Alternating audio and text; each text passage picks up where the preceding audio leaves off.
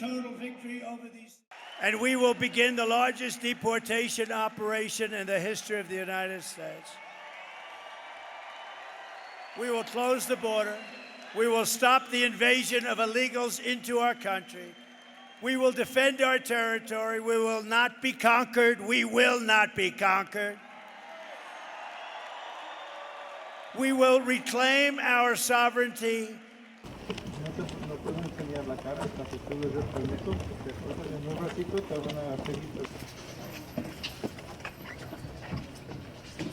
It's the trick one, the pin.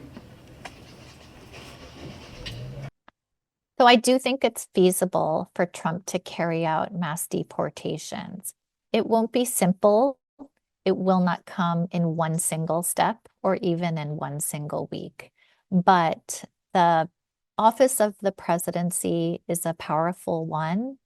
And with Congress and the Supreme Court largely within the control of the GOP, I think the president-elect has a number of tools to carry this out.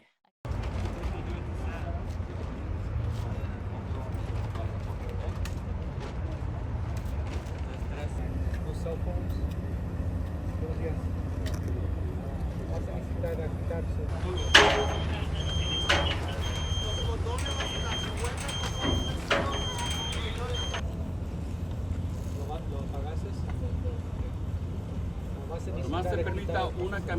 I also expect that there will be many legal challenges.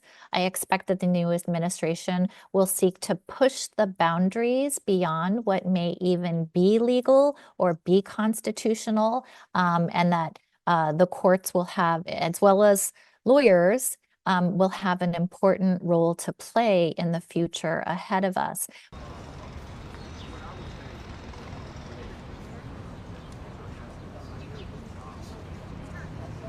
Navidad Santos, convicted for possessing controlled substance.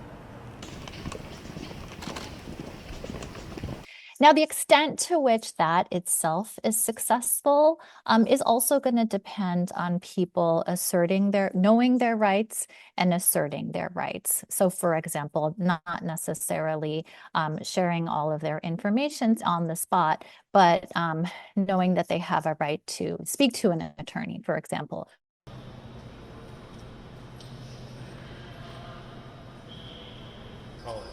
So the day room is where they're all out, where they can see the televisions, and there's people still doing visitation.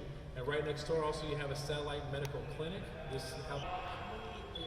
Do you always try to keep like does this place hold more? And we will end deadly sanctuary cities. We're going to end them. The staffing and the size of ICE and CBP are not enough to single-handedly deport 10 to 12 million individuals from their homes and communities overnight. However, states and local governments, again, some but not all, have expressed a desire and enthusiasm even to cooperate. And so I think we could be looking at local law enforcement and state police forces participating in arrest and apprehension efforts.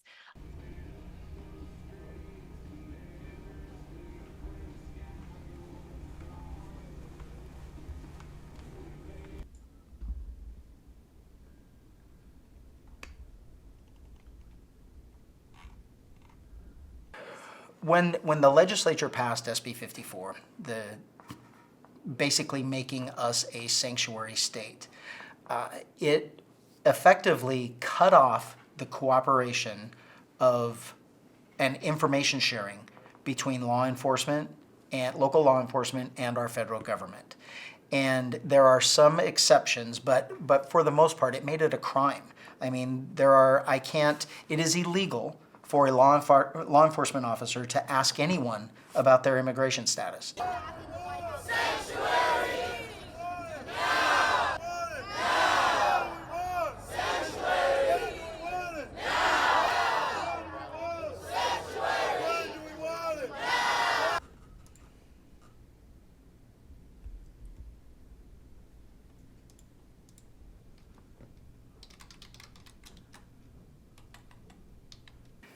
the struggle between violating the two laws is going to be real, because I have to cooperate with them, or I'm guilty of a felony with a mandatory 10-year prison sentence. So, or I violate the state law, it's a misdemeanor, so I'm leaning toward keeping myself out of prison rather than a misdemeanor, but it's still violating, it's violating the law. And we have such a politically motivated and weaponized DOJ in California and Attorney General. I'm sure they're waiting for a sheriff to do something so they can pull something and try and remove us from office.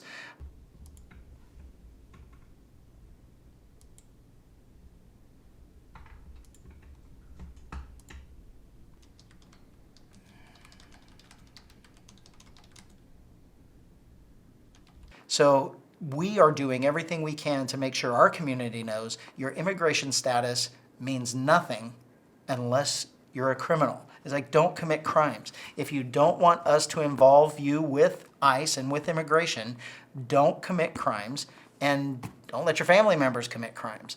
But all that will happen inside the jail after they are arrested, not in the community. We are not going in. We'll go into our community for community events and participate in everything that we can. It will not ever be for immigration enforcement.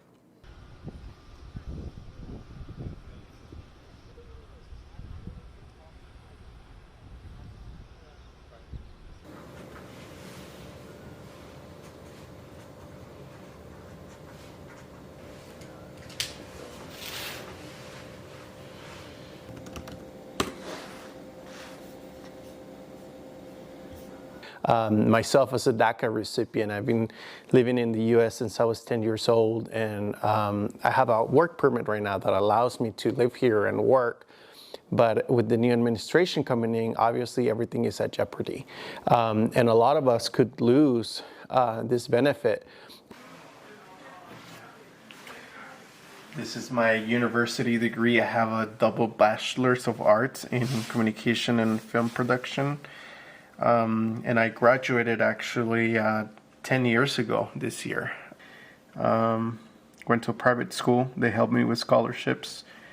So I definitely worked hard to be able to earn this degree. So, yeah.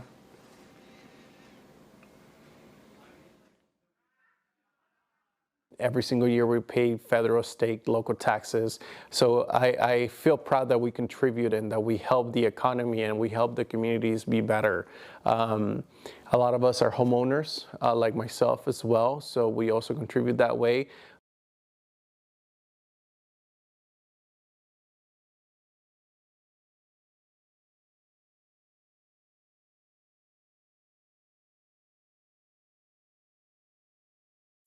Even though my mom is now a U.S. citizen, I would still be at risk of, being deported back to a country where I don't know. I came here when I was a child. I don't know anybody there. I don't know the system. I don't know how to be able to live in a place that it's basically new to me.